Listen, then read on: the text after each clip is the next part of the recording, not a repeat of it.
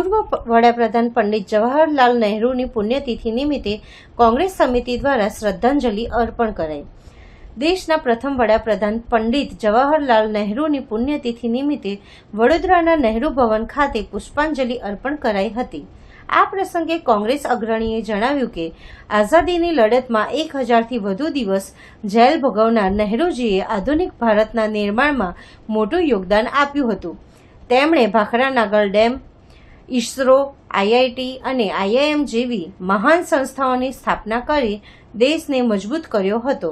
વધુમાં તેમણે ઉમેર્યું કે નહેરુજી સાચી લોકશાહીમાં માનતા હતા, જ્યાં વિરોધ પક્ષને પણ પૂરી સ્વતંત્રતા મળતી।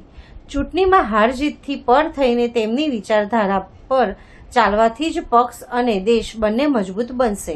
આ કાર્યક્રમમાં કોંગ્રેસના પ્રમુખ, વિપક્ષના નેતા ચંદ્રકાંત શ્રીવાસ્તવ સાથે કોંગ્રેસના કાર્યકરો અને સ્થાનિક નગરસેવકો ઉપસ્થિત રહ્યા હતા।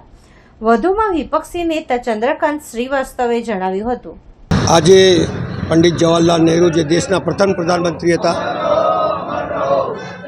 એમની પુણ્યતિથિ છે।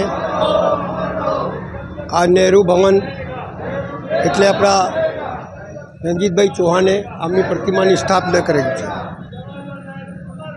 આપ સમજો કે એમને દેશની આઝાદીની લડાઈ લડી, 1000 દિવસ કરતાં જેલમાં વધારે રહ્યા, આઝાદી પછી પ્રધાનમંત્રી બન્યા પહેલાં।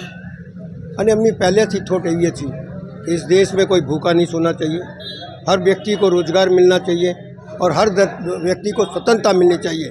आ बधी थॉट અને વિચારધારા લઈને ચાલ્યા। સૌથી પહેલાં ભાખરા નાગલ ડેમ, દામોદર ડેમ, ઇસરો બનાવ્યું, આઈઆઈટી બનાવી, આઈઆઈએમ બનાવ્યા, એવી હજારો સંસ્થાઓ ઊભી કરી દેશની અંદર। ચાઇનાના યુદ્ધ હાર્યા પછી એમને ડિફેન્સમાં પણ સારી એવી પ્રગતિ બનીને દેશને મજબૂત બનાવ્યું। મારું કહેવાનો ભાવાર્થ એ છે કે લોકશાહીની અંદર સાચી લોકશાહી ત્યારે જ હોય જ્યારે પ્રતિપક્ષ એટલે વિરોધ પક્ષને બોલવાની તાકાત મળે, એનાથી તમને જાણવાનું મળે છે, અને એ સાચી લોકશાહીમાં માનતા હતા।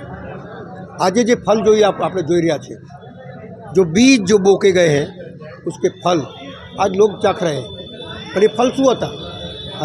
જે સંસ્થાઓ ઊભી કરી, જેના લીધે લોકો ભણ્યા, જેના લીધે લોકો આગળ આવ્યા, અને જેના લીધે આગળ આવ્યા પછી જે સોચ અને થોટ મૂકીને ગયા છે, એનાથી દેશ આગળ વધી રહ્યો છે। મારું માનવું છે કે એમની વિચારધારાને લઈને આપણે આગળ વધીએ। આગળ વધીશું તો ભલે હાર જીત થાય, પણ થોટ અને વિચારધારા નહીં બદલવી જોઈએ, એવું મારું સ્પષ્ટ માનવું છે। અને એવું જ જવાહરલાલ નહેરુ માનવું હતું। મારું માનવું છે કે એમની બનાવેલા રસ્તા ઉપર આપણે ચાલીશું તો કોંગ્રેસ પાર્ટી મજબૂત થશે અને આગળ વધશે, અને આ દેશ મજબૂત થશે। એ સૌથી મોટી અગત્યની વાત છે।